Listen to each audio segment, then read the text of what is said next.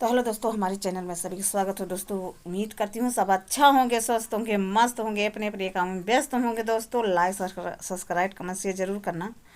अगर कोई मतलब गलती होगा बोलने में तो दोस्तों माफ़ कर दें।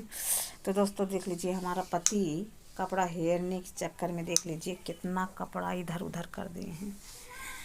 अब समझ रहे हैं हम धोबईन है जो हरदम बार बार कपड़ा धोएं, अब बार बार हम लेके आए धरें, बताओ।